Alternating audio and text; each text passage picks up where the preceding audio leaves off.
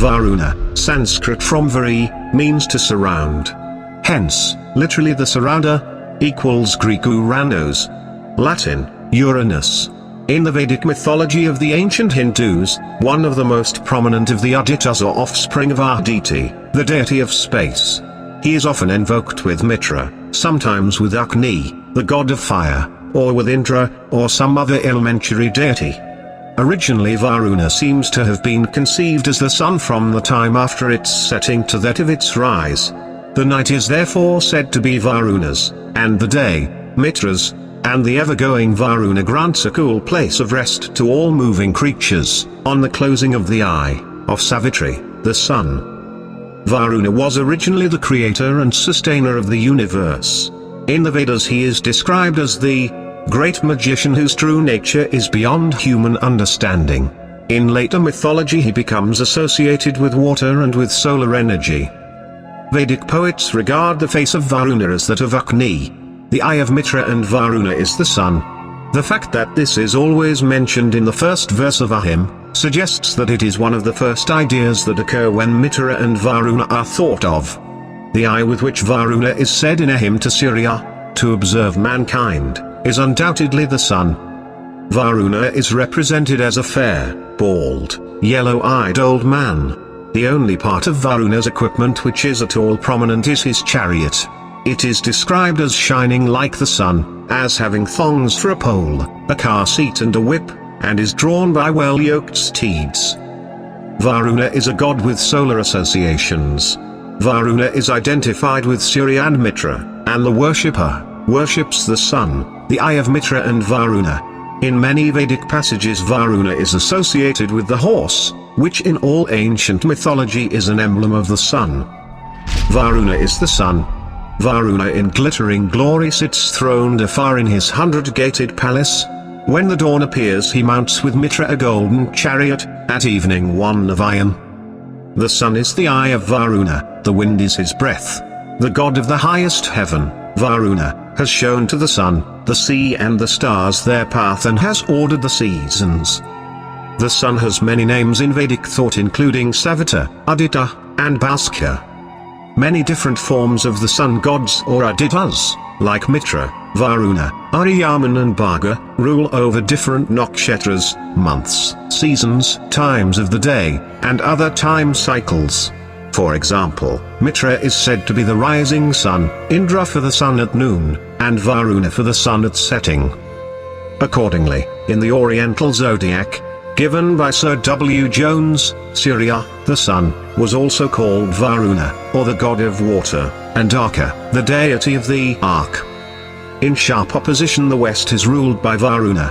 Varuna, when included among the Adityas, symbolizes the setting sun and, as such, is more closely allied to the gods and powers of darkness than those of light. According to the Adharva Veda, Agni, the sun, becomes Varuna in the evening. The Kausidaki Brahmana states that the sun, having entered the waters, becomes Varuna. In this passage, the waters, the domain of Varuna, are identical with the underworld. The use of Su is almost peculiar to Savita, but it is 2 or 3 times applied to Surya. It also occurs with users, with Varuna, with the Adityas and with Mitra, Aryaman coupled with Savita. The most straightforward view that is warranted by all the facts known to us, is that Varuna was the setting sun. The Egyptian Sebek-Ra, a form of Seb, the original embodiment of Saturn, Kronos, is depicted as crocodile-headed. Varuna's abode is the celestial ocean, water, his weapon is a noose, his vehicle is Makara, a crocodile. The 12th sign of the zodiac, Capricornus, is known in the Hindu zodiac as Makara, the cosmic crocodile. In India, the day when the sun enters the sidereal zodiac sign of Capricorn is celebrated as the Makara Sankranti festival. The Makara crocodile is Varuna's sinister and terrific aspect, identified with devouring time and death. Shani, Sanskrit Sani, is one of the 9 primary celestial beings in Hindu astrology. Dark in color, clothed in black, holding a sword, arrows and 2 daggers, and variously mounted on a black vulture or a raven. In the Gilgamesh epic, a raven signals the end of the deluge. It leaves the ark, eats, croaks, and does not return. In late Babylonian astronomical texts, the raven star, Corvus, is the star of Adad, sun god. It is also an alias for Mars and Saturn. The Greek Corvus was borrowed from the mythical Babylonian raven, Malagamushan, which was usually depicted perched on the tail of a serpent. Babylonians associated the constellation with Adad, the god of rain and storm, because its stars would rise before the rainy season, in the fall. The sun is Deva, the shining one, the shining god, because he shines bright. He is the god Varuna because he brings rain. Agni, the Hindu fire god. His lightning brings rain to fertilize the land. The golden-haired Agni is the agitator of the clouds, when the rain is poured forth. An is the sun god, Ani is the sun. Shani is simply the word Ani with the aspirate S or SH attached.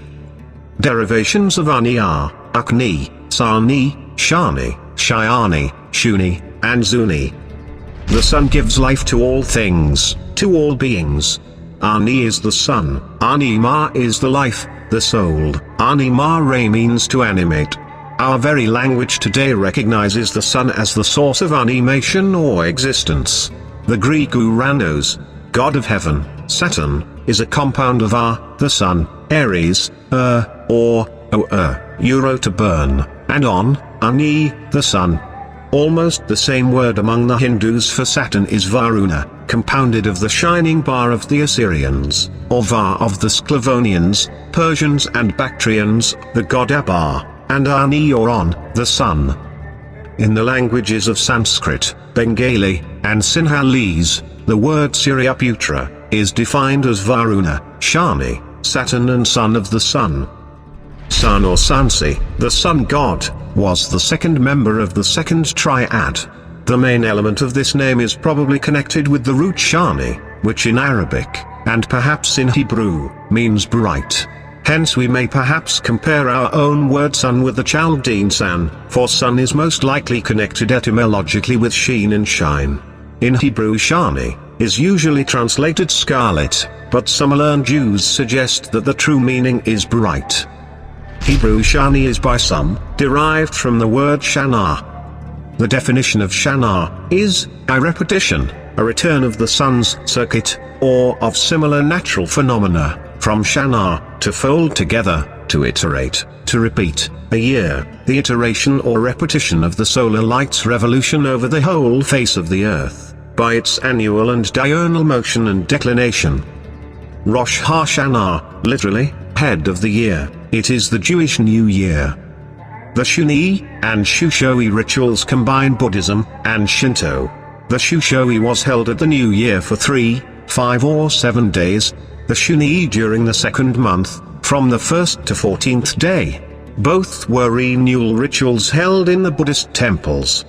Their purpose was to secure peace in the nation and a good harvest later in the year by warding off evil. Varuna, Saturn, having the sun as his eye, is also god of the waters. Bar, or Abar, the sun, is the river Var, and Vari, water, in Sanskrit.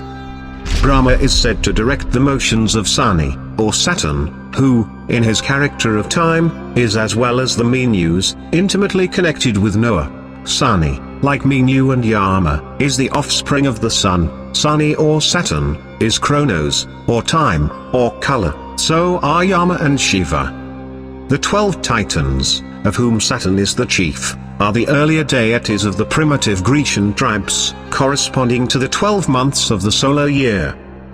The year is called Shana, from iteration or repetition, because it is iterated by the sun's returning to the same point whence he sets out, and always revolves or returns upon itself by its own path. It is well observed that we cannot define Shana, as applied to the sun, without defining at the same time the tropical year. This is why Chronos Saturn is associated with time, this is why Saturn devours his own children, and is depicted with the Ouroboros. The serpent represents the sun. The serpent eating its own tail represents the annual solar cycle. Dr. John Hall Gladstone, in a most revealing dictum, is quoted as saying, "The planets, you know, were named after many of the gods of antiquity.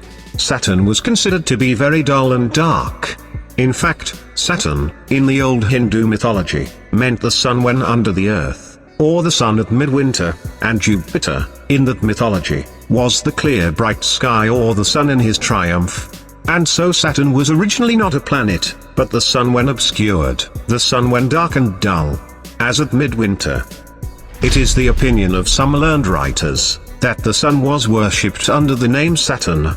Servius says, that the Assyrians worshipped Saturn under the name of Bel, and that the sun and Saturn are the same.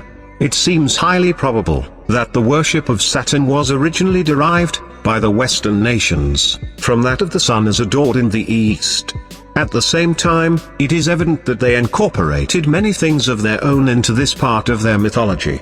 But as they had different deities that bore the same name, they seem to have often jumbled together allegories concerning nature, the history of their departed heroes, and mere fables, in their accounts of one particular deity.